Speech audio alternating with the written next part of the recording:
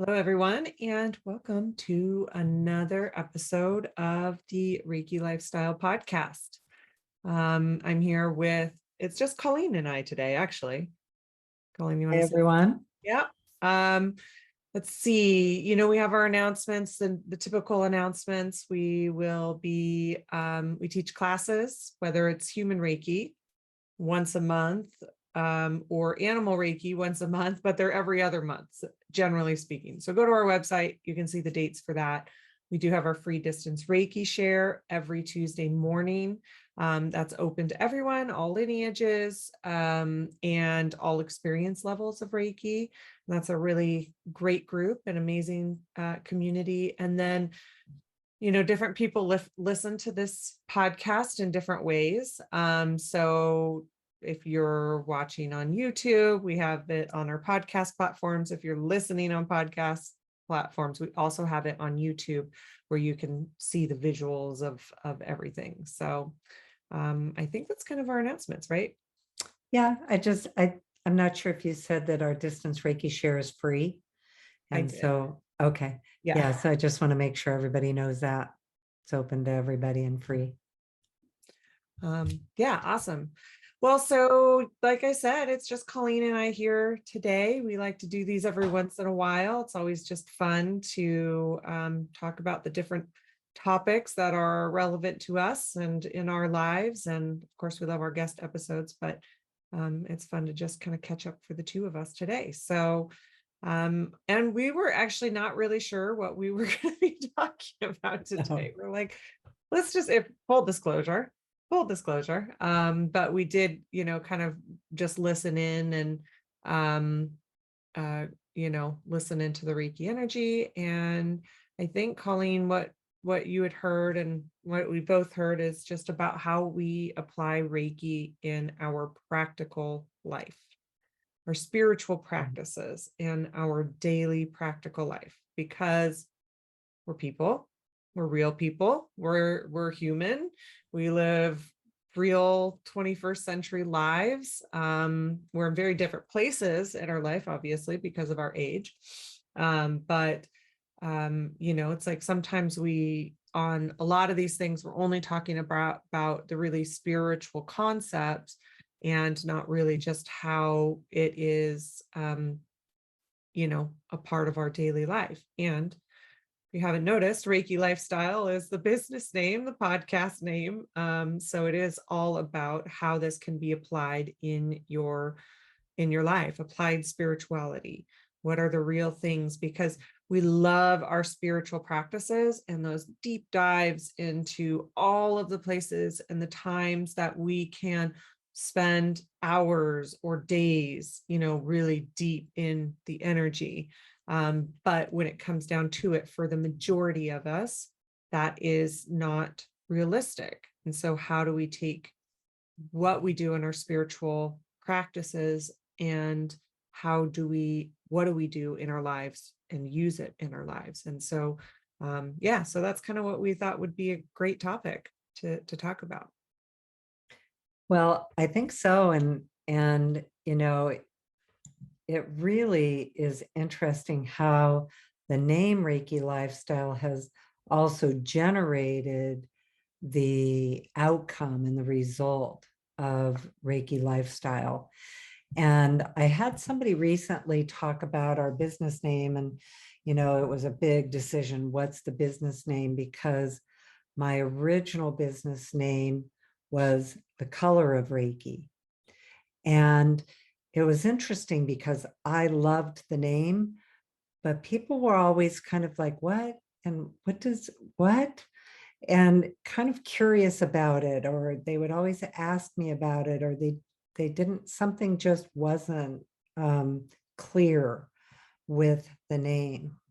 And so I actually was at my other place of business, and one of the other business owners close to me came to me one morning and he said, you know what? I just channeled your business name. It is Reiki Lifestyle. And the term lifestyle used in this context was pretty new back then. So like a lifestyle magazine or something called Lifestyle. It was like a trending term at the time. So Reiki Lifestyle was a really great name to even be able to get ReikiLifestyle.com and be able to get the domain names with it back then. I think it might have been 2005, so something pretty long time ago, almost 20 years ago now. And so how interesting that the energy of it, not only do I feel like it was guidance by the Reiki energy itself, but then also had the results I was being guided to with Reiki itself. So the energy of it helping me to create a lifestyle with it.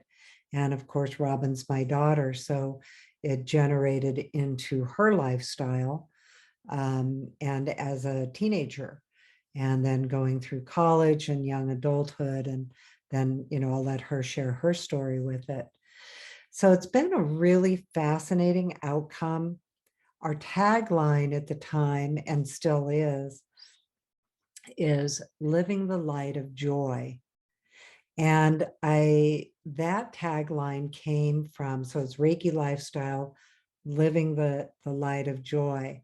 And that tagline came from working with my niece, who was really skilled at marketing. And she helped me develop that tagline through conversations that she was having with me. Like, what does it all mean to you? How is there, how are you going to convey your message? And it was so interesting because both of the things, Reiki Lifestyle and Living the Light of Joy, really did not make total sense to me at the time.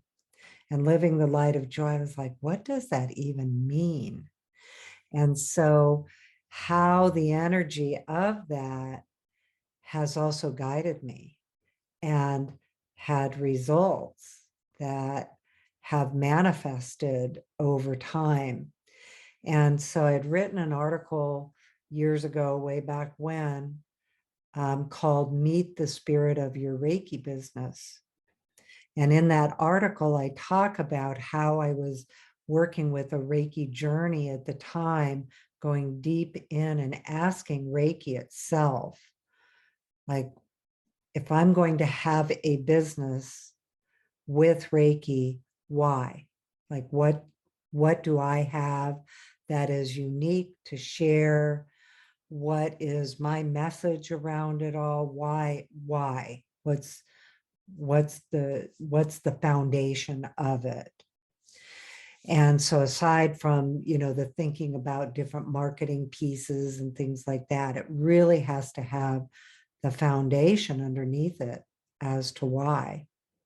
And the surprising answer that I received at the time was that my purpose with it was to help Reiki develop in such a mainstream way that children would grow up with Reiki as an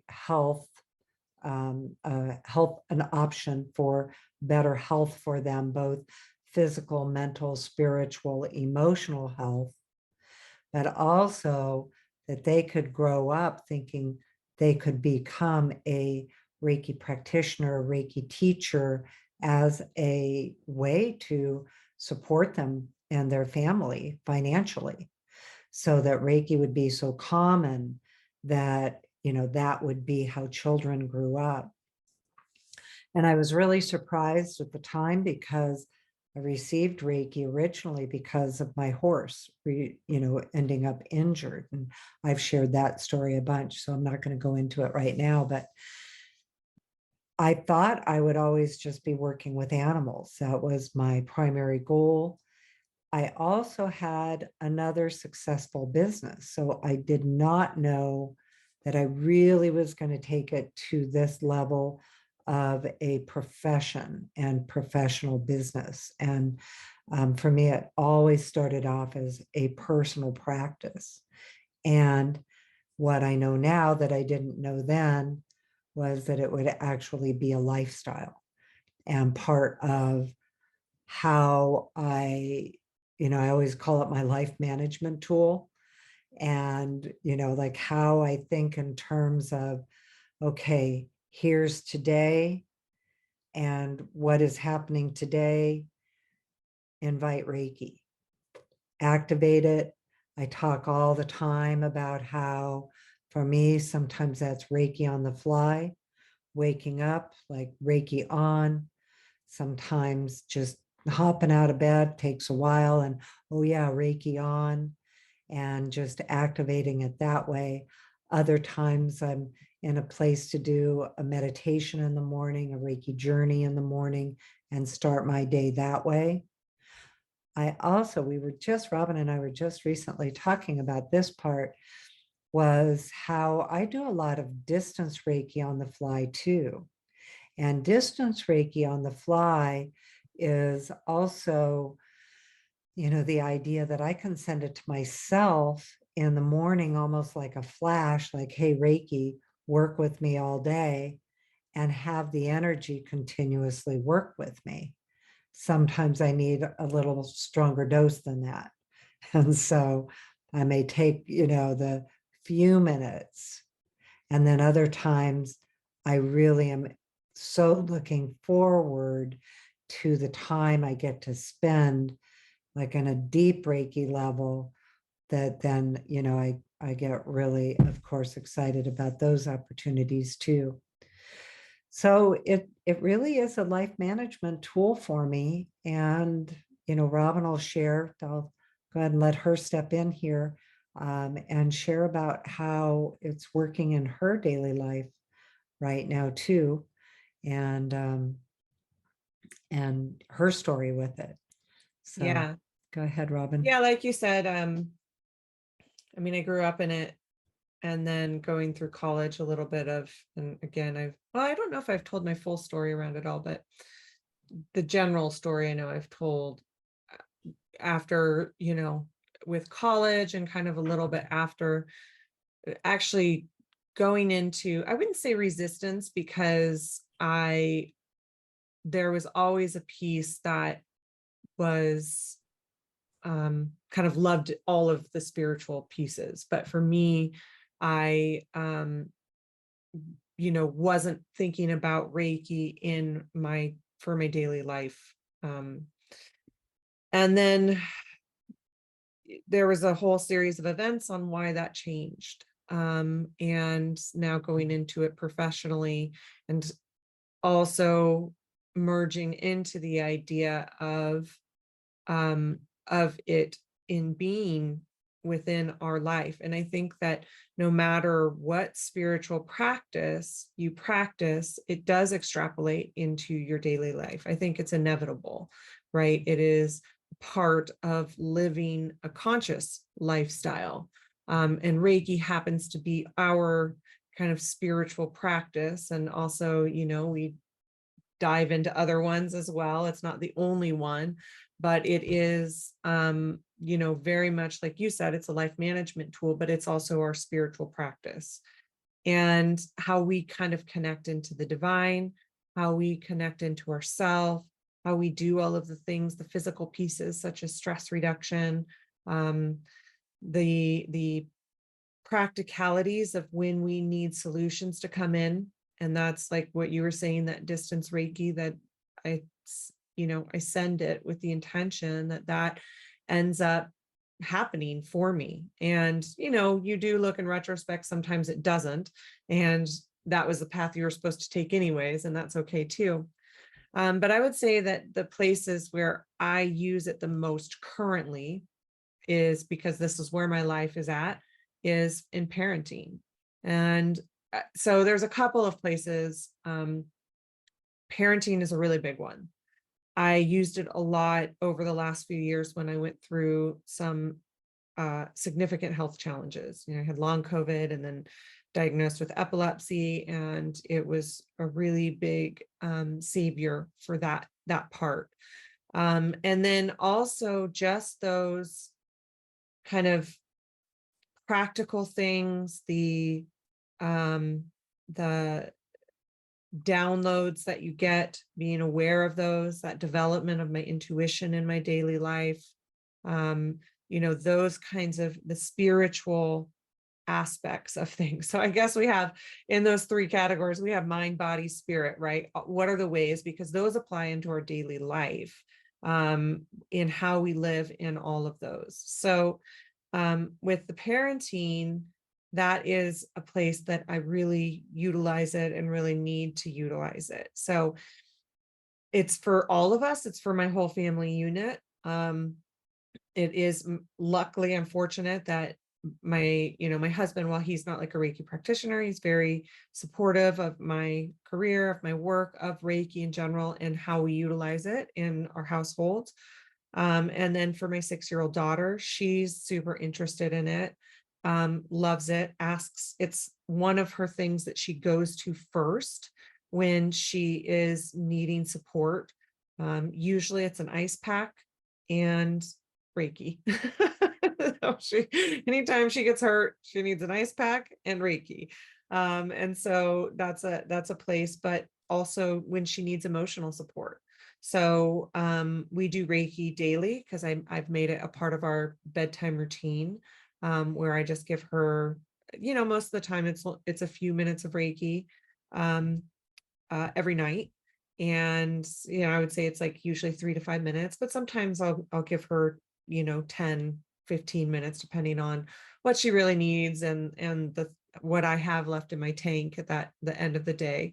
Realistic, there's the thing, is that I would love to say that, oh yeah, it's no problem, but for those of you that are parents, she's 6. For those of you that are parents, know about the bedtime routine and know that by the end of the day, sometimes you're just done and go to bed, right? But even when that is true, it's always a part of our routine. I'm always giving her at least a few minutes of Reiki. And so that's a really big place that we do it together. And then also when she's going through emotional things that are, for her seemingly really big, she will ask for Reiki, and I'll bring Reiki into that. I'm lucky that she's not a kid that kind of throws tantrums. I know that there's kids out there that throw tantrums. She's never really been one of those kids that throw tantrums. We have our challenges in other places, but that's not really one of them. So in the times when that has happened, that's really where I've seen a huge difference in bringing it in as a parent, for everybody, to bringing it in as the frustrated parent, bringing it in as the frustrated kid, the adults and the frustrated kid, and helping to calm the situation so that we can all think more clearly during it. So those are the places that I really utilize it for her. But I would say that the place that it's best utilized is actually for me. So when I am feeling frustrated in the places that I shouldn't, I will bring Reiki in. Sometimes that is after the fact. So sometimes I send distance Reiki back, because I'm a normal parent like most of you. Or like most, there's times where I regret that I've raised my voice. I'm going to be the first to admit it. Yeah, I don't yell like as a philosophy, but I have yelled in the times that I'm like, oh, dang it, raised my voice, and I have to, I always apologize to her, because I make mistakes too. And so those kinds of places. But when I notice that, that's when I'm like, oh, I need to bring Reiki in. How do I manage this? Because this is a me issue, not a her issue, right? So those are the places where I will use it. When I know that she needs to really talk about something, like either from an emotional perspective, where she really needs me to hear her, that's another place that I bring it in. And it helps me to discern that, like, oh, okay, this is something that she really needs to talk to me about. This is something that she needs to talk about. She needs to talk about her feelings. And that's another place that I'll bring it in to support me in seeing that difference, and not to say that we make a very big point about listening to her. But at the same time, there's times when it's not as important as others for her. And so it, as a parent, really allowing it to help me to discern those moments when I really need to drop into that conscious place and listen to her. And so Reiki really helps me do that. So there's all of those times that and that's where I would say it's kind of in the spiritual aspect. Also, when she asks her spiritual questions, those kinds of situations as well. Those are kind of the places and the things that I'll use Reiki for. It's not just for parenting, it's not just for the physical things, and that it works for those too, but it really is kind of an all-around lifestyle idea on helping her, but also me navigating parenting from the most conscious place possible and from the most present place possible, because it also helps with that. It helps me to bring me into presence and manage my own emotions, manage my own reactions, and help support her the best that I can. And I use it as the grandparent. So also for the same thing. And she comes to me for it, knows that it's part of the family. We're really fortunate. Her other grandmother also practices Reiki and shamanism, Cindy. And so she's pretty immersed in it. And the same thing with my other grandkids. Ava is now 16, hard to imagine, driving. And so, of course, I use Reiki for that, to fill her car up with Reiki light and her and everything, because she's definitely full 16 and all the things that go with that. And then Calvin, and he's 11, he's been in outdoor school all week and hasn't been a big fan. So I've been sending a lot of distance Reiki to him. So it works in our families. And then also my husband, Robyn's dad's name is Robyn also. And he works with it in his business. He has Benelli Construction. And our son works with him, and he also has another business partner. And they all use Reiki in that way too. And he will use his eyes to send Reiki into the buildings that he's working on. And so, and Reiki with the employees, Reiki with business meetings, even Reiki when he's doing bids. So yeah, he will go around and use, it's Gyoshiho when you're using Reiki with your eyes, and he'll actually walk through the buildings and send Reiki into the buildings with his eyes. And lots and lots and lots of homes and apartments and big high rises and a lot of retirement homes. He's done a lot of those kind of big assisted living places. So they actually have Reiki imbued in them, that he's used it that way too. So been really fortunate. I know that not everybody has family support with Reiki, and that is something that we've talked about quite a bit with our students and clients, and also gone through a certain amount of it ourselves, especially for me being early in kind of the Reiki space. Back in 2000, there was a lot less acceptance of metaphysics at that time than there are now in 2023. So really fortunate with that, the changes. In fact, one of the podcasts that we did, one of the very first ones Robyn and I did together, was about Robyn growing up with alternative parents in a small conservative Oregon town. And so that was a whole Had some journey stuff too. to unpack there. Yeah. Yeah.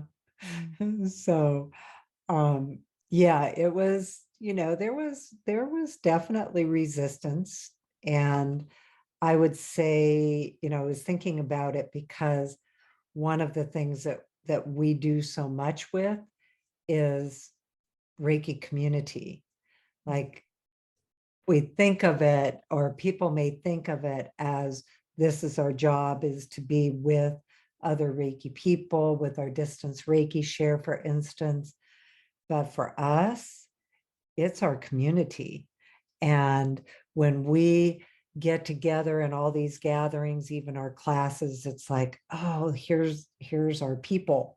And people that talk about the same things we talk about, or if they don't, they're at least like, okay, I'm kind of interested in that idea. It's a huge piece of it. Like, It really it- is. I never, there's a couple things, and I might have even told this story before, but um, the first one is social media. So used to be just like, oh, social media, years and years ago. But then getting into although the last couple of years might be an exception, because social media has been pretty rough the last few years. But Yeah. for the most part, like, watching my social media change so much once I entered more and more into the Reiki community. It's like a night and day difference in the posts that I see on a daily basis. And not just Reiki, because I follow other spiritual people and spiritual accounts, and different modalities that they do, like you were talking about with astrology, and Molly McCord that you follow, and other obviously astrologers and stuff.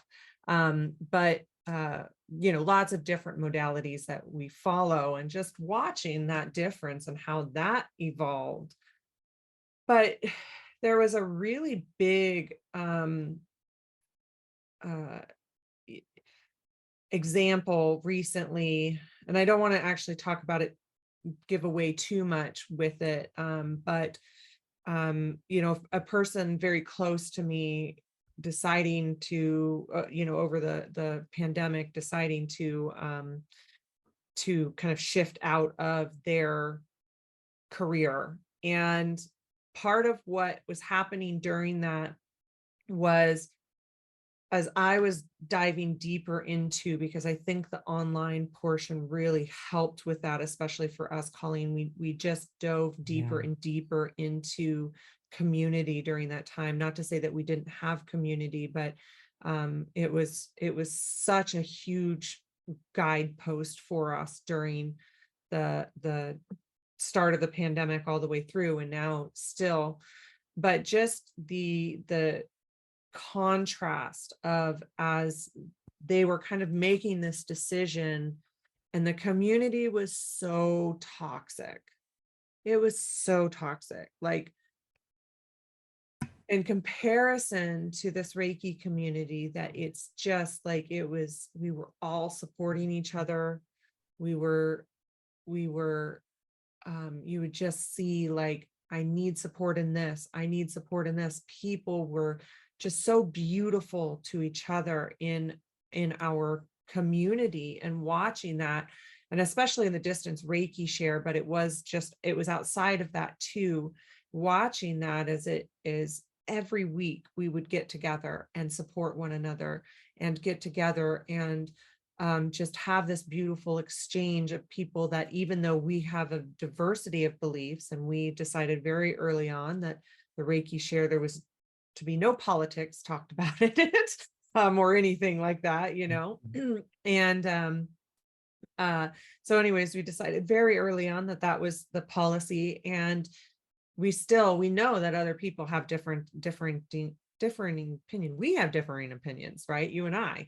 And we still just watch this whole group of people really, really support each other. And it was so beautiful. And even outside of that, like, so many different communities and people were supporting each other. And to see that piece, and it was even before that, just like even thinking about the Reiki retreat and, all the Reiki circles and just the classes and the whole community, and how much it's just a really beautiful community. And then, this person having such a toxic community, just seeing that contrast was like, oh, that is a huge piece of it. Like, it is absolutely amazing to watch that and to really have it highlight how beautiful this Reiki community is. Like, it, at least the one we found ourselves in or created around us, or I don't know. It's a huge piece, and that contributes to the lifestyle, right? Because that really turns out, we knew this, but turns out that really matters, that it really makes a difference in your own life. It really does, because even though I have good friends and family and things like that, it's really rewarding. And I will tell you, I don't think I can remember a single day that I thought, oh, I don't want to have to do this today, or I don't feel like going to work today, or that it's even work. I can be tired, I've but had it's, a day or two like that. well, I you've had a few, you don't. did have some pretty chronic health issues. But it's not because I don't love the work. It's just like you said, because I'm tired. It's not Yeah, about like the work itself. The work itself, agreed. It's the same. But sorry to interrupt, but I just had to. no, it's I'm true. like, yeah, I've had a day or two. I have a few days when it's Many. like, I need to go to bed. Yeah, exactly. If I could just go to I'm bed. so tired. Yeah. Well, and that's actually, it was so, that's so much going back to the community. I truly, every time we just, get together, the Zoom meeting starts and we see everybody, it's just like, oh, it's so nice. It's so nice. Because especially at the distance Reiki share, because we're going on 3 years with that now, every Tuesday morning. Well, we did in-person Reiki shares here in Portland, Oregon for years, like 15 years, once a month. And then when the pandemic hit in March of 2020, we immediately knew, Robyn and I had already been teaching online classes with our Next Step Reiki classes, which is like an advanced training. So we had already been working with Zoom, and we knew how to use it, and we knew how to use it with groups. So, aside from helping William Rand write the online supplement for Reiki and how to teach Reiki online, because we had been using Zoom. In addition, we really thought one of the things we could contribute is teaching people how to have an online Reiki share. And so really at the beginning, that's what we thought we were doing, is like, okay, let's all get together. We will share with everyone how we're doing this, so you can do this with your communities too. And a whole lot of the people have done that and are doing that. At the same time, we have been meeting for 3 years, once a week, with almost the same group of people every week for 3 years. And it really is just awesome to see each other, and every week. And people will say, like, even the week before Thanksgiving or Christmas, for instance, last year, people said, really, you're going to still have it? And I think it's always surprising to everyone that we love it as much as they do. It's not just a service for us. It is community, and it's how we get together, and it's grounding. It adds a stability. One of the things that we all developed over those years was the mantra of stay stable, be kind.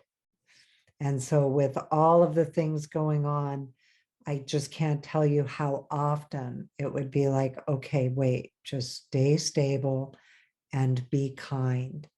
And the elevation of that energy with all of us sharing that affirmation, I think just brought that stability and kindness to each of us. We co-create with the energies and set that intention. And then on the hard days, it'd like be like, just stay stable and be kind. Social media, just stay stable and be kind, you know. And that doesn't mean bypassing. That just means stay stable. And there are many, multiple ways to move through life and to move through circumstances. Kindness sometimes is also saying the things that need to be said. So it's not always about just being nice, but we can be kind in how we live. And I would have to say that mantra has truly brought a level of stability for me, with me, to remember, like the ground underneath me, even when it's wobbled, just move to stability and go from there. The other thing I would have to say is that kindness and really learning how it is a life force frequency that the energy of Reiki really works with. So when I invite that frequency of kindness through me, it also, I'm receiving it. And so even as I am kind in every, or in most situations, again, we're human and not always perfect at it, but if I can move into that frequency, it generates it around me, but I also receive it. And one of the things that Robyn was talking about with this community, we receive just the nicest emails all the time. And it's so heartwarming to just receive, a thank you, or we appreciate you, or someone sharing about what's going on for them and things like that. And the same thing with our social media, that was one thing, is like, okay, with our messaging, we want to be a stable place for people to land if they're going to read our social media, and that it would also be beneficial in some way, and that it was and is a Reiki space. And that if there are things to be divisive about, there are other spaces for that. But our social media space was all about how do we benefit one another, contribute to wellness together, and that unified consciousness. And the other fun part with the distance Reiki shares and the classes, we have people from all over the world joining all the time. And so anyway, I don't know, we were, I guess, off on community. Well, the mantra too came in a Reiki session, didn't it? I think it did. Yeah, if I remember correctly, I think it did. Just stay stable and be kind. Yeah. Yeah. It's a good one. Yeah, it absolutely is. So that's a part of the lifestyle too. And that's shifted over time, to be honest. Like, it didn't necessarily start out that way. For me anyway, as far as that is, community is concerned, because I know, especially with people that live in places that they just are like, there's no way I could have any community. I've been surprised at how much the online has been community, and I love the in-person community, of course, we all do. But for some people that's not realistic.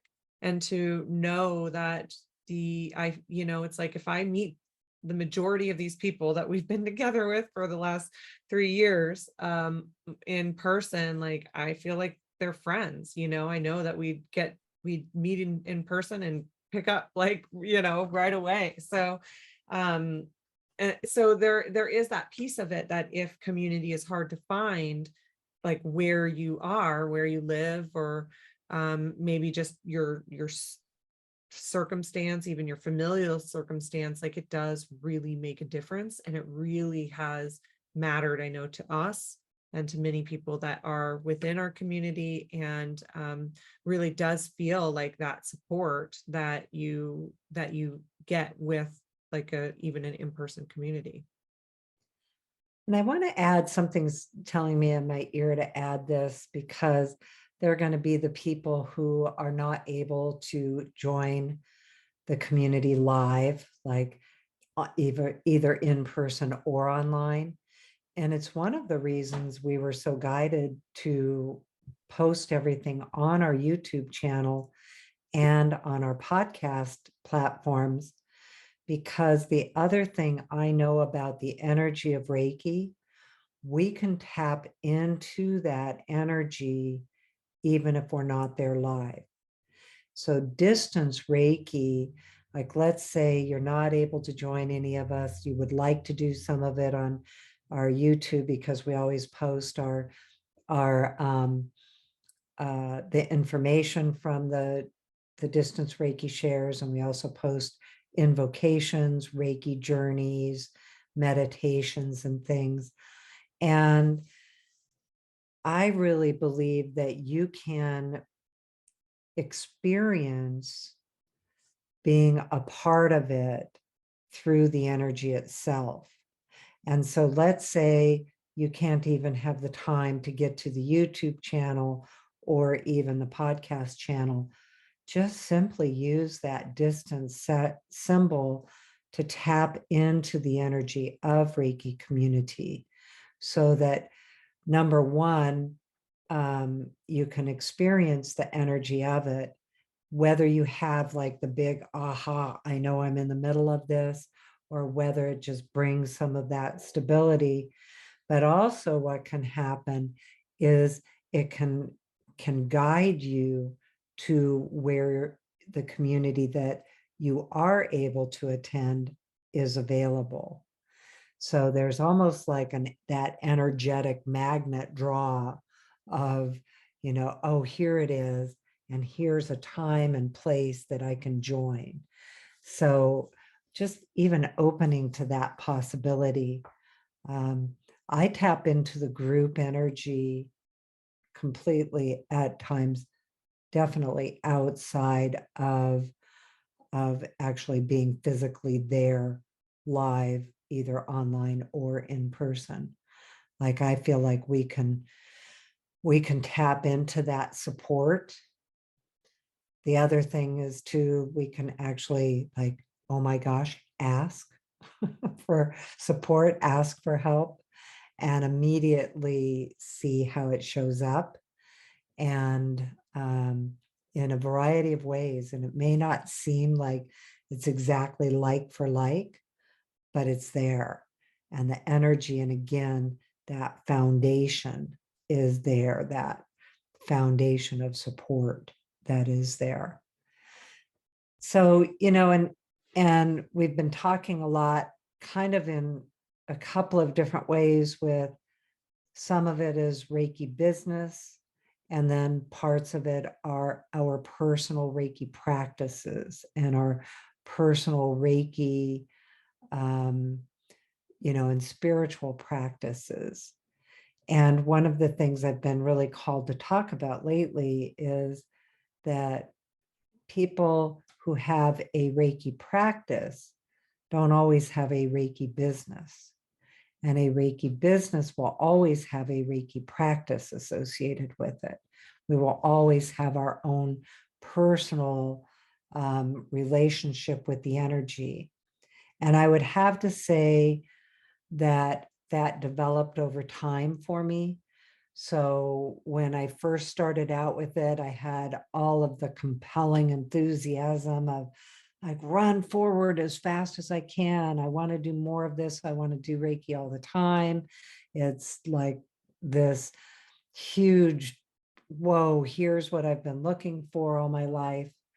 after I received my Reiki attunements, and then having no idea at the time that it would be a Reiki business. It, even calling it Reiki Lifestyle, I still did not know that it would be a business that I would do that replaced my other business. Like I had to sell my other business in order to start with Reiki.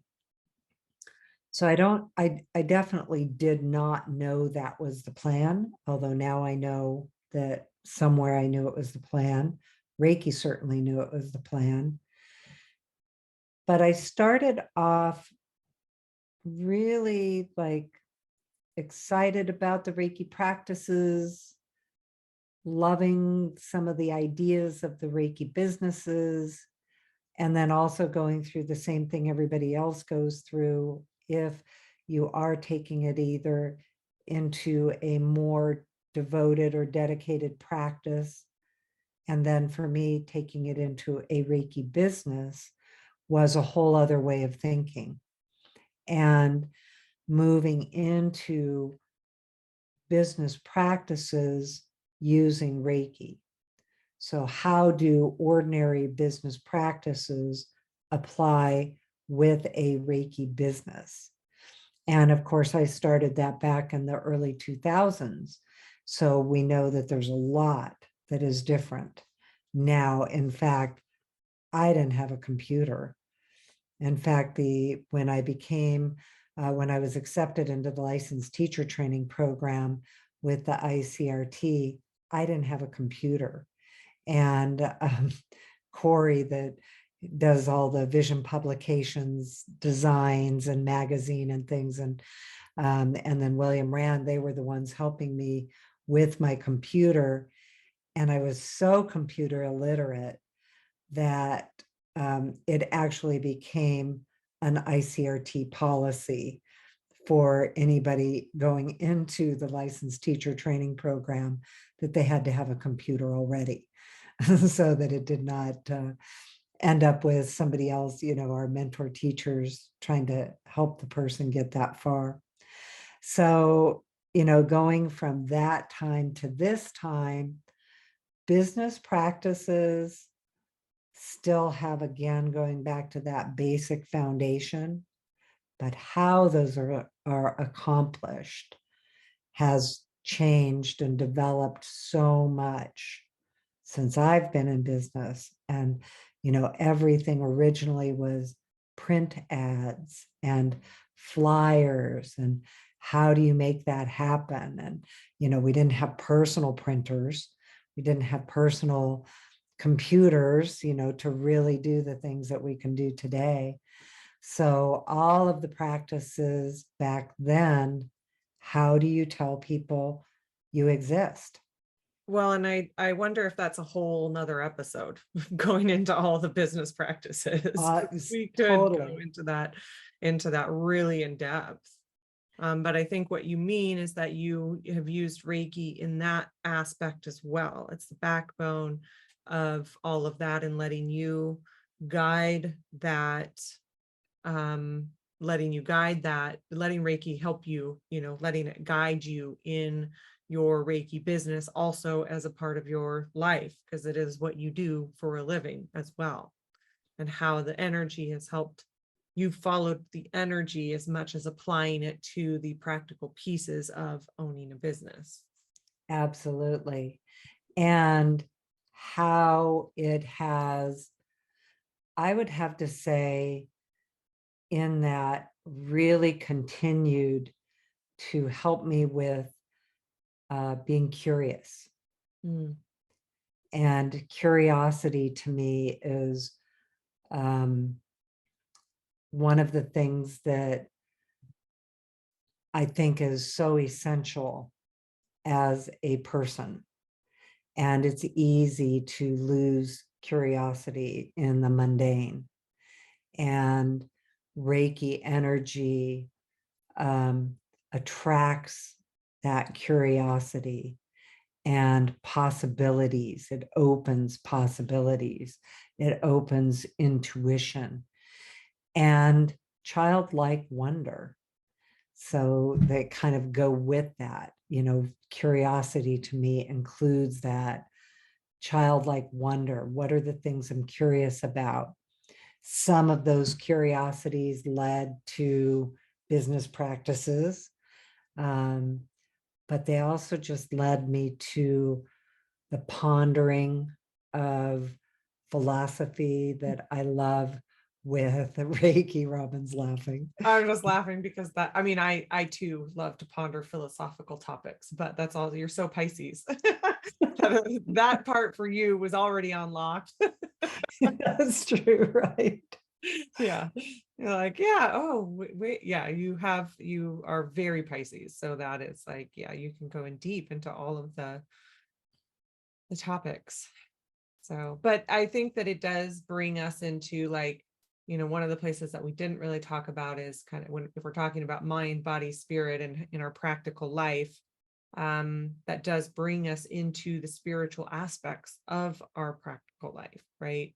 Keeping that curiosity open, diving deep into the philosophical questions that we have, and how our spiritual practices and Reiki being, one of our main ones is helps us to do that. How do we move through the times when we have really challenging situations in our life that we need support from a kind of spiritual perspective, or that makes us question the big kind of things in life, when we have loss, and we have hardship, and we have all of these things that do bring us to those questions, right? And that's real life, that's practical life. Reiki doesn't fix that those things exist in our life. We're human beings on a physical planet, and Reiki doesn't make it so that our lives are just magic 100% of the times, although maybe it does for some. But I think for the majority of people, there's the real life parts that make us question these big things that we have to move through as people. And then there's the other side of that, where it's also, we can be in those times of immense joy, abundance, where we are in flow and ease in our lives. And those are the times too that it also can help, like being present in those times, recognizing like, oh, this is one of those times, I'm going to be present. And the spiritual deep philosophical questions about that as well, because those can bring up questions like, why am I in a good cycle as opposed to all the people that aren't in a good cycle? Some of those questions, and how you can really ask the energy about your philosophical questions, because ours are going to be different than yours, or are the questions that each person answers and ponders and thinks about are going to be different. And then also rounding into the intuitive aspects that are used in our daily lives, our inspiration, but our intuition, hearing those downloads, hearing those insights, helping it with our decisions, helping it with our solutions, asking for it to show us our decisions, helping us with our clarity, navigating our relationships, with either our partners, spouses, friends, family, all of the places that we have relationships in, and how do we use it for those pieces. But then also, like, we were just talking before this, we were talking about something that we are creating. It's a long-term thing, but something that we are creating. And I had this download come in, or this insight about it. We talked about it this morning. And I had this insight come in about it in the shower. And I was like, oh, if we have two paths in front of us, we need to take this path. And as we were talking before we started, this episode, is she said, I heard the same thing. So we were on a break for maybe an hour and a half. And she's like, I heard the same thing. And so it's like those types of insights, like not just even having them, because I think all people have them across the board, but recognizing right there that that is an awareness that it came in, I think, because of Reiki, and we set the intention and we're asking the questions. And then we had the awareness that, oh, that's an insight. That's like download's a little bit different because I feel like it's more, but this was like, this is an insight, an answer that is coming into me because I asked this question this morning, like way earlier this morning. And I know that this is different than just normal shower thoughts, right? I know that this is different, that this is a path, this is an answer, and how to recognize that and how to listen to it. So it's like those pieces, or the big answers to the universe, right? That's about daily life, but the big answers to the universe that can also come in daily life, when you're cooking, when you're driving, when you're in the shower, like, oh, mind blowing, right? And then also when you're actually in journeying, when you're in Reiki, when you're in meditation, when you're in ceremony as well. Those spaces, but this is daily life. So it was really interesting because then we came back together and I was like, I think I had kind of an insight about what we were talking earlier. And I think, we should take path A. And Colleen's like, I had the same thing come in.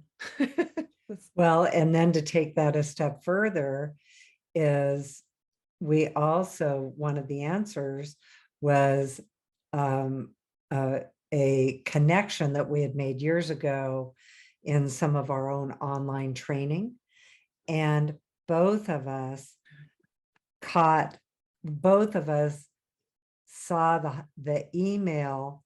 I have not opened the email from that particular organization for really a while. And I opened it and went, oh, that's what we need to do. And Robyn saw the same email, said the same thing, and also hadn't opened those emails for a while. And it highlighted for her too. Yep. And we didn't talk about it. That was like a week ago. We didn't talk about it. In fact, I even have to go back and find it now. Didn't talk about it until after the fact, even though we were like, okay, how do we find our solutions? What are our questions? Like, we weren't even really sure what the questions were, trying to figure it out. And then boom, there it is, the same insight. And actually I was in the shower too. I was wondering, I was like, oh, I wonder if that's what you were going to say. So you were in the shower. Totally. I was in the shower too. It's like, I know. This is what to do. That's really funny. So there it is. There's that work. I mean, I know we're like mother-daughter, right? So we have that kind of, and we work together and we have those same kind of messages come in at the same time. But that to me is 100% like the Reiki energy. Like we ask those questions through Reiki. And then it's not just even about that. It's also about recognizing the insights. That's what it can help with over time, right? It takes time because some of us might have the, what's the word I'm looking for? Aptitude. That's not the right word. Aptitude. The aptitude that we recognize, like, okay, we're in our spiritual practices and we have this really big natural aptitude and we know that, oh, this is our intuition. And then others of us need to have the time for that to develop, and the Reiki energy to help us develop that through our spiritual practices. And so it's also about like recognizing those insights and the difference, because sometimes you're just off in mind chatter and that's mind chatter and story and all of this other stuff. And then other times you are in your in your insight and intuition, and that's in intuition. And how do you recognize the difference, and also what to follow, and what to listen to, and what's, so there's all of that discernment piece of it too. But that is another place that I know that we like listen into those spiritual places through in our daily life. And sometimes we're not in that. Sometimes we're just watching Downton Abbey on, on TV and just being in our own space and not worrying about it, although sometimes the insights come in there too. But other times we are in like this kind of constant listening, but not in a way that feels like work at all. It's not like I'm constantly, oh, is that one? Is that one? It's just the Reiki helping us in the ability to switch into that on the fly when we need to know when to discern in those places, to know when this big insight has come in, not just about our practical lives, but those really big questions that you might have. Let's say you're going through a really challenging time, how Reiki can help with that too, because when you're going through grief, when you're going through hardship, when you're going through health issues, Reiki is not always going to magically snap of your fingers fix that. It's just a reality of living in our human world and knowing other people, and being, people in the world. Like it's just a reality. So it doesn't fix that those things happen, but what it can do is help you navigate it, right? It helps you bring in the external spiritual force. It helps you get support. It helps you to have the energy, even maybe help you find solutions depending on what it is that you're navigating. And it helps you in that's spiritual as well, but that is a daily life or a life application of it. That, I mean, having gone through, as we all have gone through multiple things in your life, it's a really big difference when you're going through it with the spiritual support of a modality in comparison to when you don't. Well, and truthfully, today I actually did go do some Reiki on the fly. So even prior to receiving that, I was like, oh yeah, just and dropping in holy fire and just like, okay, holy fire. And it's amazing how fast it works. Mm-hmm. Just dropping in the energy. And when I say drop in the energy, I know what it's doing is it's entraining mine to move me into those higher levels of thought. Sometimes it takes more than just once, but today it was those solutions were on our wavelength and, working between us. Apparently now I'm like, even having this conversation even validates it even more that, oh yeah, follow that path. Like, oh yeah, and now it feels like it's the flashing light ahead, go this way. That's the direction to go.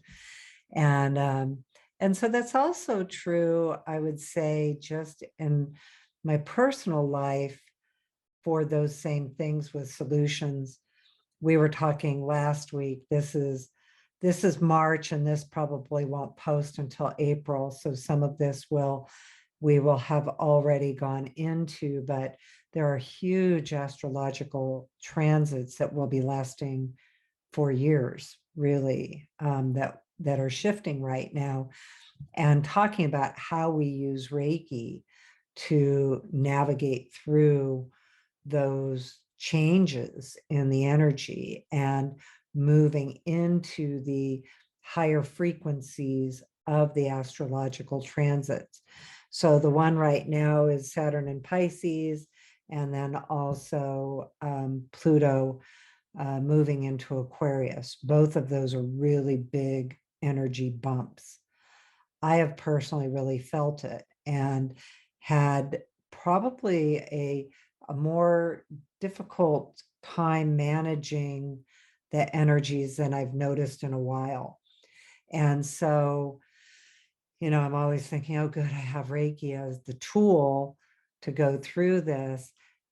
Not only that, Reiki brought me the clarity that one of the challenges I was in the moment was being Pisces. Everything, we're in the month of Pisces, and I have all these Neptune conjunct Pisces transits going on top of it. But I'm very empathic. And I think many people that practice Reiki are empathic. And what I noticed finally was in this bump that I was am experiencing. It's not like I'm still like it's still there. But what I noticed is that with my empathy, I had connected in to the feelings of others. And one of the skills that Reiki has taught me is how to manage my empathy, in that I can observe what is happening for others with my intuition, but I'm not taking it on. I'm not connected into the feeling. I can observe it. I can also have an understanding of the feeling, but I don't have to run their energy through me, which I think is one of the hazards of empathy, is that you can connect in so deeply with the feeling of something else. And so that's what I really noticed, is that I had kind of lost track of my empathy, and that it had really engaged. And Reiki brought me back to, wait, this is not mine. This is someone else's. I can have compassion, and I can have intuition, and I can engage from those places, but I do not have to feel it. I don't have to run the feelings through my body, through me. And that Reiki energy has taught me how to use Reiki and let it flow through me, that life force energy flow through me, so that the energy isn't coming from me, it's coming through me. And that was a really big shift. And, after all this time, most of the time I think, okay, I've got my empathy's pretty managed. It's like, nope, here we go. I still have skills that I need to use. Mind management. I wrote an article about that last year. I think it was maybe the September 2022 issue, or summer. It's on our website, Reiki Lifestyle, and talking about mind management and how to use Reiki for that. And mainly I talk a lot about that because I prefer to be in a good state of mind. It's I dislike being out of alignment, or out of harmony, or in conflict. And I think most people do, not everybody, but most people do. I also notice that I, I'm really uncomfortable with stress. And so it kind of fascinates me how I can even say that, and work with Reiki energy to work within myself to manage it all. Well, there it is, right? Because then actually it's a great segue to body, because really what it's doing is you're utilizing it in your spiritual practices, and you're utilizing it in your life, which I think is kind of inevitable for most people if you continue on the path to use Reiki in any facet, is that it is a path to wellness. And that, because like the idea that you don't really like stress, and you like to be in a calm state of mind, is maybe not the right word, but a quieter state of mind. Peaceful. Peaceful is that, I mean, that you wouldn't have said that 20 years ago. Yeah, Like that really. it's over time, it has led to wellness, and it leads us to wellness in all of the different ways that we may need it. And many of us need that in our mental emotional state. So because I would agree with you that through this practice, it has helped me tremendously with my anxiety. So I used to have pretty bad anxiety, enough that I was, prescribed medication for it. And anxiety, diagnosed with an anxiety disorder, and one of the biggest places now knowing is that your whole side of the family is celiacs. So Say that again, that we're celiac. celiac. So we are, so myself, going gluten-free, and that's not a prescription for anybody else. I don't mean it that way, but for myself, that it was one of the big things that helped me to my anxiety to, lessen, but it didn't fix it. And it's been through this spiritual practice that I have been able to, like, now I don't really have anxiety. It's not to say like I'm a busy mom, business owner, it's not to say that I don't get stressed. I get stressed. I wish that I was in your place where I'm uncomfortable with stress because you don't have very much stress. But I'm not like, I don't have it a lot, but I will say that the stress isn't anxiety. They're definitely different. And I do think that it's because of these practices and because of Reiki that I have been able to get to the point to manage it, that I don't have it now 95, 90, like it's very rare that I have it. And a lot of times if I do, it's because I've been glutened. And it's like weeks later, I'll have anxiety. And I don't mean to say that it's a cure for that, because not everybody is going to experience that. So I don't mean it that way. And many people might need complementary things such as therapy. There's all sorts of things that, so it's not to say that. I want to definitely qualify it with that, but I do know that it has made a difference in my life because it has brought me closer to wellness overall, because of that. And and so that is a part of where it can affect our daily lives in those places. I mean, I'm definitely, I'm not very, like, I'm similar to you, I would say, especially for my age. I'm not a very stressed person. Not to say I don't get stressed, but I don't live in stress. And I would definitely contribute that to Reiki and the spiritual practices, because when I'm feeling it, I bring it in. It is a stress reduction technique. Like, that is one of the major things that, let me put my cat away. It's one of the major things that it is known for, is a stress reduction technique. And so any of the times that that is brought up, that happens in my life, I bring it in. I just, again, on the fly. I was just at the doctor's office the other day, and for an uncomfortable reason, and I'm like, you get a little anxious about it or a little tense about it, and you just bring it in, and it helps you to breathe, helps you to relax a little bit.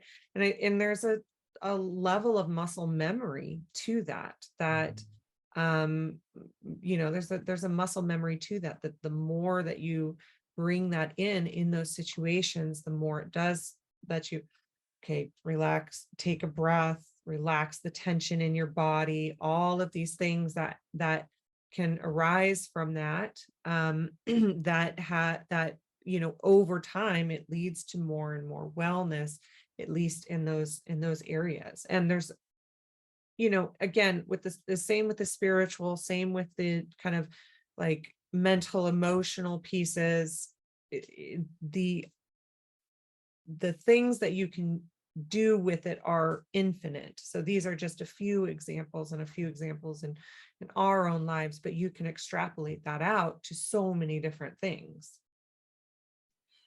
Well, and as you were talking, I was thinking about Usui Sensei again, the founder of Reiki, and he received Reiki because he was asking to achieve the state of Anshin Ditsume, which means the place of perfect peace or spiritual peace, so that, no matter what was going on around him, he could be at peace. And I think about it and I think, well, I know my husband tells me all the time, he's like, well, there's enough in your life that you could be stressed. Like, it's not that we, magically have a life that we could not perceive stress in. But I do think the Reiki energy has that inherent quality of the stress reduction, and that Anshin Ditsume is a part of it. And I've often wondered, because he always talked about how there are always higher levels to get to. Mm. And he said he was like at a level 4, and he knows that you can go up beyond a level 4 of enlightenment. And Anshin Ditsume is a particular kind of enlightenment. In Japanese traditions, there are many different types of enlightenment, and Anshin Ditsume is one of them. And it's specifically that place of spiritual peace. And so I feel like that's so much of what Reiki is doing, is helping us. And it doesn't mean that I don't have stressful circumstances or things to navigate through, things to, assess and, find solutions for, things like that. But I do think that the Reiki energy allows me to do that with so much more peace. Yeah. Yeah, I think so too. And yeah, peace, that level of peace is somewhat a form of non-attachment in the way that many Eastern religions practice non-attachment. That there's not that level of duality there, and you and I have both experienced it to a level. You after Mount Karama, you can talk about that, and me after my near-death experience, and coming out of that.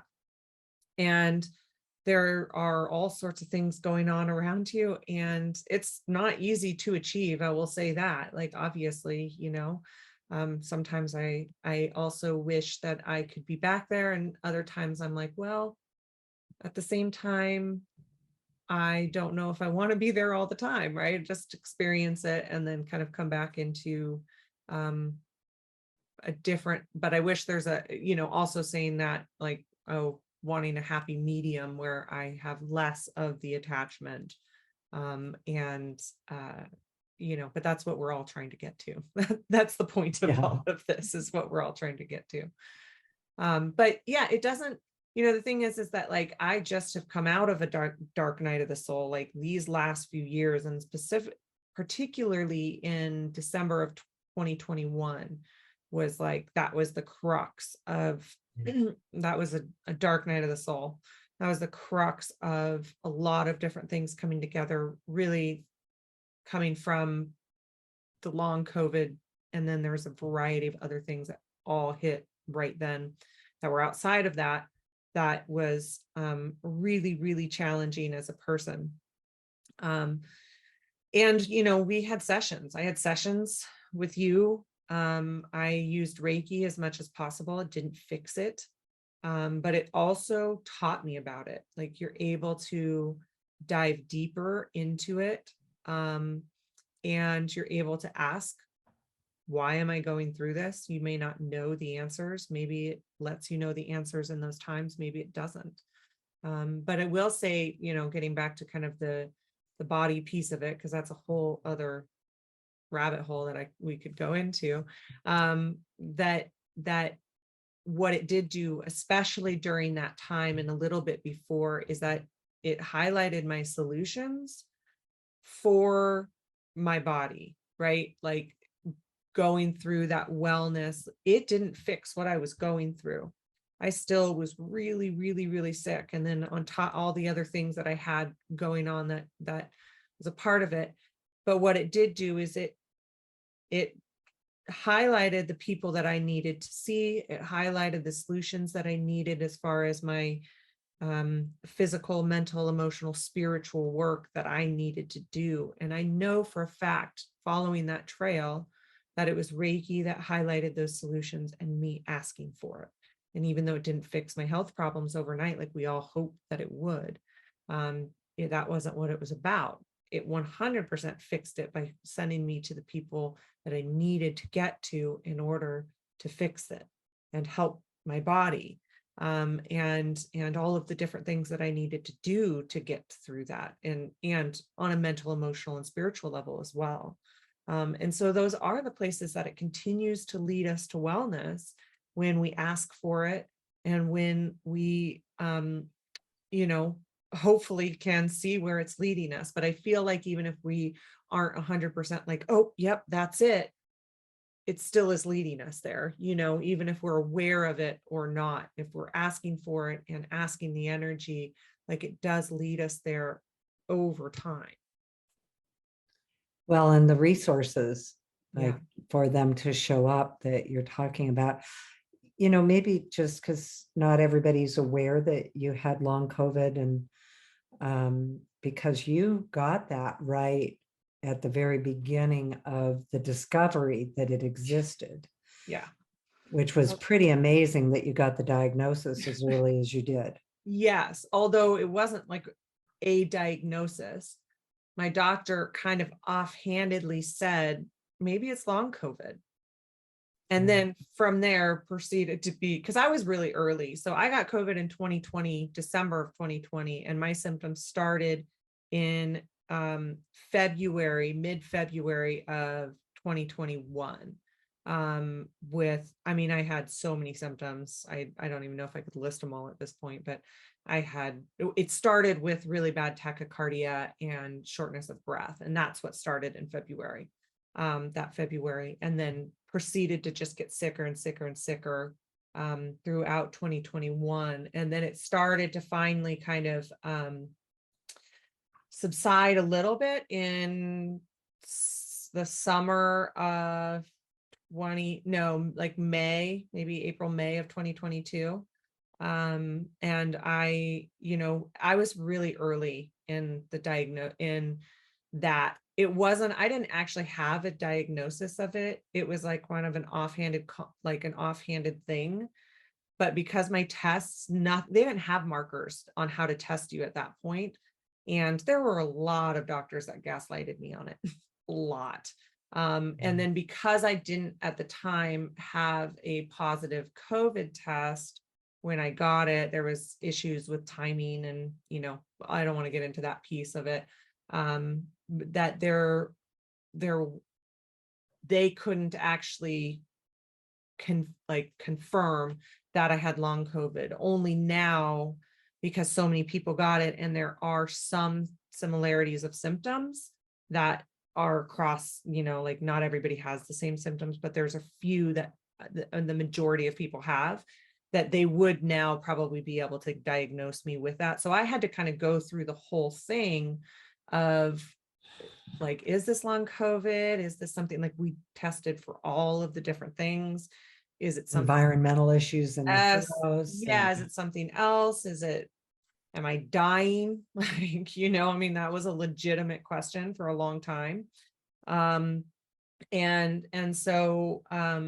now that it's more well known about what long COVID is and what it consists of, that there's no doubt in anybody's mind that I had long COVID. And then it was actually my holistic doctors that, they're the ones that really, I saw some Western practitioners for some things, but it was really my holistic doctors that were like, no, you have long COVID, and here's all the things that we can do to try to help, your symptoms as you get through this. So that's kind of, yeah. So it was, I had a really bad case of it, and I was sick for, in the entirety, I would say not quite 2 years, but a solid year and a half to a year and 3/4, and a good solid year of being pretty non-functional. Like, I was able to come to work, and that was really about it. So yeah, it was very challenging. And so anyway. Well, and luckily your work was Reiki. Yeah, well, So, I am so, so grateful. Like, I can't even tell you the immense gratitude that I have and the deep, deep compassion that I have for people, not just that are going through that, but so many, physical, autoimmune, things like that. Because if I had, I think, almost any other job, I would not have been able to work. yeah.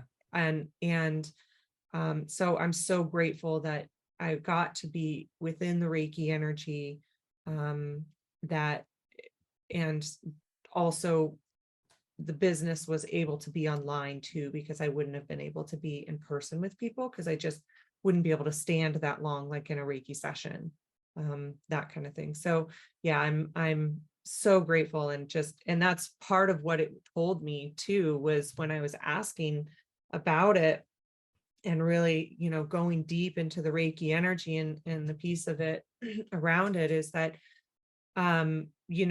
it's teaching you a deep, deep level of compassion.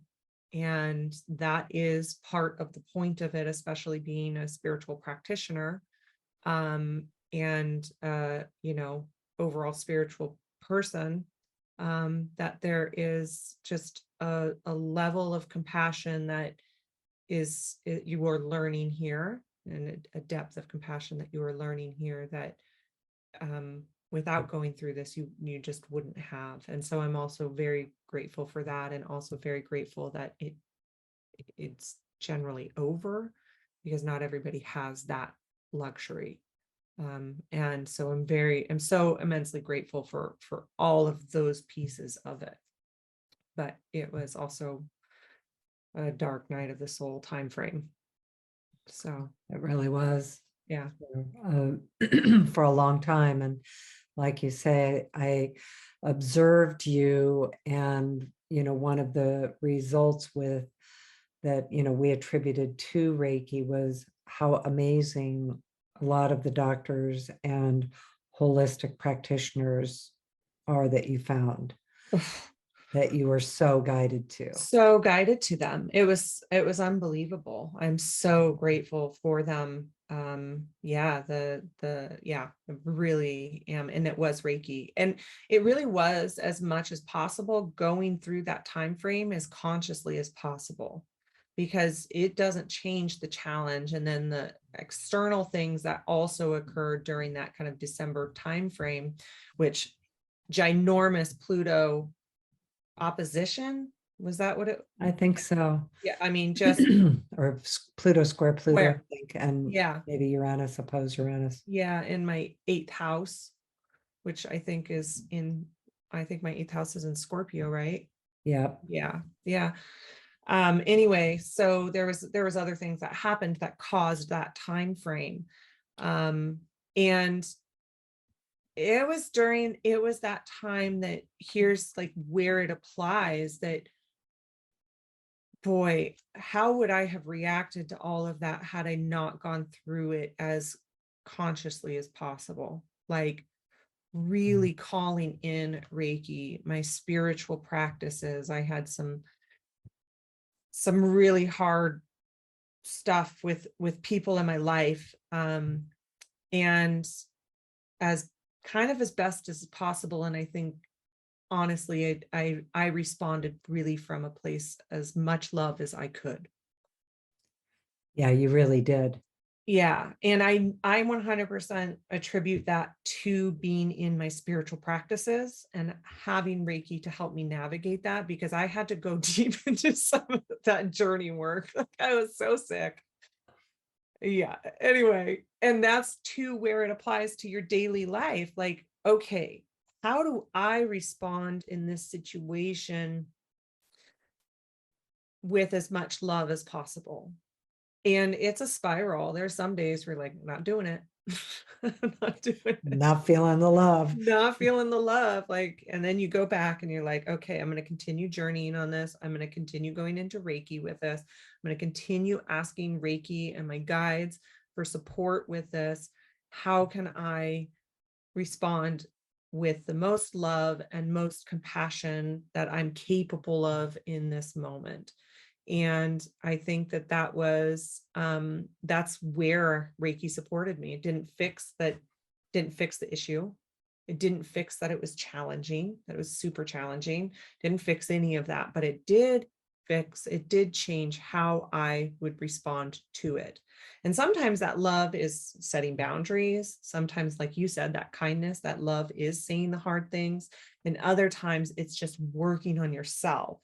Sometimes it's just, okay, how do I, like, everything is a mirror, right? And so how can I respond from the highest vibration and the highest place of consciousness? Because if I'm going to respond from the lower vibration, that is where nothing entrains, right? But if I can raise up and have the Reiki energy and have my spiritual practices help me respond or move through it from the highest vibration possible, work on myself through it, heal whatever needs to be healed, work on myself through it, find my answers through Reiki and spiritual practices. That's the place that I want to respond from. And that's the place that I want to move through and act from. And I think that that's sometimes the things that Reiki helps with us in our daily lives and in our relationships and different situations that happen in our life. And that's really where I find it the most, is that I always find those times to be an opportunity to work on myself. And that's where I can go into the Reiki energy to help it work on, how do I work on myself? How do I move through this? It has their actions has nothing to do with me. It is about them. It has nothing to do with me. So how do I go in and work on this and work on myself as much as possible and entrain to those higher vibrations and frequencies that we all talk about, right? That we all want to get to, that non-attachment, that peace, that place, like that's where we all try to get to. And sometimes it's easier than others, of course. And sometimes we do and we don't, right? But those are the times where I find that it really helps in daily life, with those kinds of things. Well, and also, so you get to be in the space you prefer to be in rather than the space generated by someone else. That's exactly. Mm-hmm. Yeah. So Yeah. true. Because the someone else's are always there.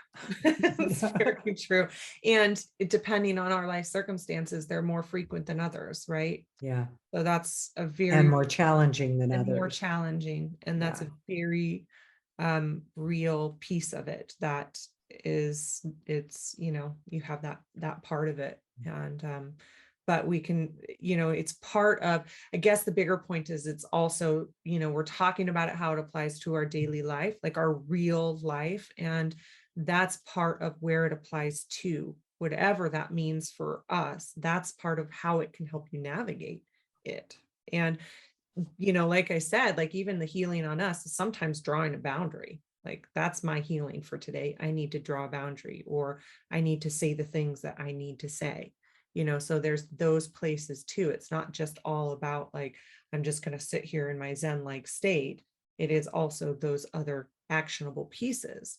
But if we can move into the energy, it at least helps us to discern that. It helps us to move through it from a conscious place as well. I like that term too, that it helps you just move through it from a conscious level, because, and a conscious mind, because I think it's always important to just recognize that our conscious mind moving through it in the best way possible doesn't mean we also don't have the feelings at the same time. Yeah. The feelings can still be big, moving through it consciously. And that's, I think, one of the main things I learned from my tagline, Living the Light of Joy, is I thought that if I were in the light of joy all the time, I would always feel joyful. And what joy taught me is that I can have an internal state of joy and have a different feeling. And that was a huge lesson for me. And I learned that during a vision quest. And actually, Robyn was a big piece of it, because I went on this particular vision quest. My father had just passed away, and she was really having a tough time at school with, she was in high school with some of her friends. And it was a terrible time for me to be gone for a week. And as the mom, and because of what she was going through. And so when I was in my vision quest, which means in this case, we were in the desert by myself for 4 days and 4 nights. It was hot and I was miserable and like, what? Why am I doing this? And especially when I really should be home with my daughter going through what she was going through. Her grandfather had just passed away. So all this was going on.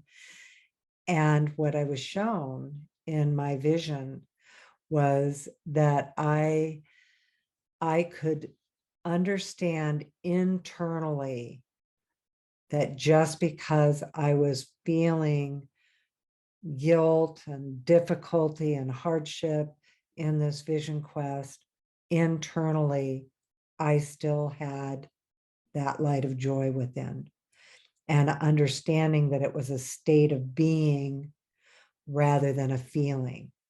And that we love when the feeling and the state of being are the same, but there are times that, you can move through life consciously and even not feel conscious. It's like, True. sometimes you also just like, all right, I don't feel like being conscious right now, so I'm deep diving into this one. Thank you. Yes, so true. Like that's, yeah. I'm over being conscious. I am right. deep into my gossip right now or whatever. Story. real life. Yeah. Yeah, real life. And so I think that has been a huge lesson for me in understanding the duality of my consciousness. That, they can be separate. And I'll just share, and then I know we need to wrap up, but I'll just share when I saw the Dalai Lama. And so interesting, I saw him. He was here in Portland and in a concert with the Red Hot Chili Peppers. So seeming like a very different thing for him to be there on stage for that concert too. But anyway, he was sharing that he said, well, everyone thinks I'm so enlightened. And he said, just ask my staff how enlightened I am on a day-to-day basis. And I felt so much better. Yeah. It's like, well, if even the Dalai Lama can, Yes. have some stuff, Well, that's it. It's like, I was talking earlier, but it doesn't mean that you're not going to make mistakes or say things that you shouldn't or say things that you regret. I mean, I said earlier how I raise my voice at my kids sometimes. I mean, I wish I didn't. I react sometimes, it's like, it happens. We're human. And at the same time, I know generally and inside that like, okay, but I'm still being a conscious parent even when I make mistakes, because we all do, or we all have these times where we're not feeling so enlightened, and that's okay. Again, it's a long road, and it's a path, and it's a spiral, and it's a good thing that it is, even though we wish we were all there. We're not. I don't think we ever are until we are actually there, and then we're not in a human form anymore, and at first you're like, oh man, I wish that I could just be there. But then as you progress through your spiritual practices, it's exciting that you get to go into deeper and deeper levels of all of these practices, whether it's in your actual spiritual practices and those deep, deep spaces, or if it's in your daily life. Well, and to wrap up, I think we just had decided, like Robyn and I said, we had no agenda for today, and just thought, well, we always have lots to talk about.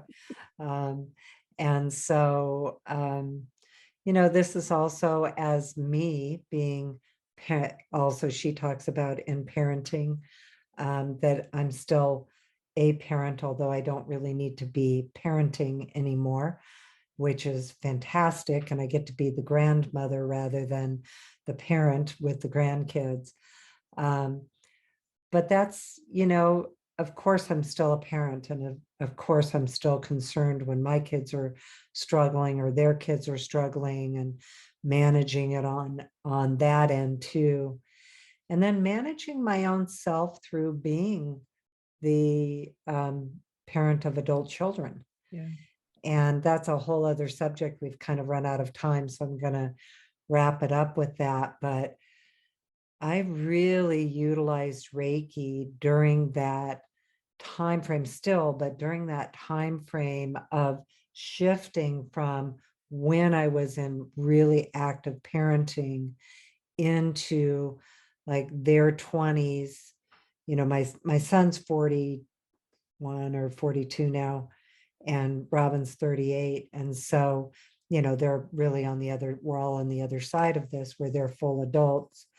But you go through that transition time where you're fully parenting, and then they're moving out of that, and you need to transition out of that into a different role as they are adults. So anyway, that's another area that I really utilized it in.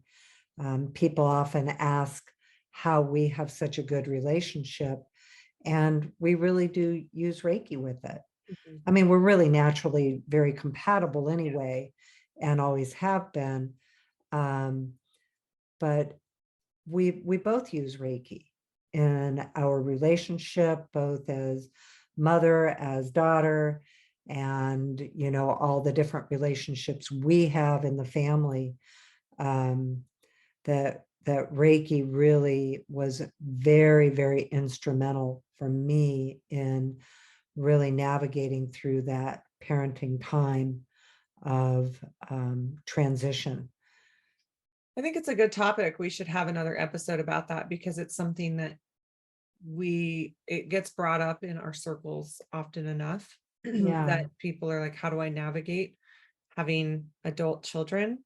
And also being a child. So from the other perspective, being a child of being an adult child, like, coming out of acting like a child and into like, you're a person, like, Right. yeah, you're a person, like I need to treat you like I would a friend, so those kinds of things too. But I do think that that navigational piece of having adult children would be super helpful, because you talk about it often. And I know that there's others that have asked about it often enough, in sessions and emails and classes and stuff like that. Well, I think we will put that on the agenda, Good idea. because I agree that it's a really good topic. And kind of as I was, I had children young. I got married at 18. My son was born when I was 22, and Robyn, I think I was 26. So, I mean, in my day, that wasn't so young, but in today's world, that's young.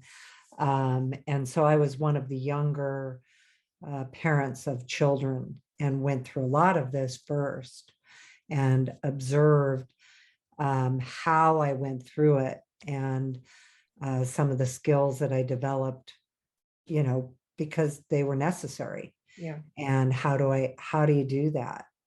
So yes, Yeah. let's do that as Yeah. And I a will just topic. say you did great. Thanks. All right. Well, thank you All all right, so everybody. much. Many blessings to everyone. As always, you can find us at reikilifestyle.com. We both have social media. So Colleen's is Reiki Lifestyle or Reiki Lifestyle Official, and mine is Robyn Benelli Reiki. All right. All right, Thank you, everyone. everyone. Thank you.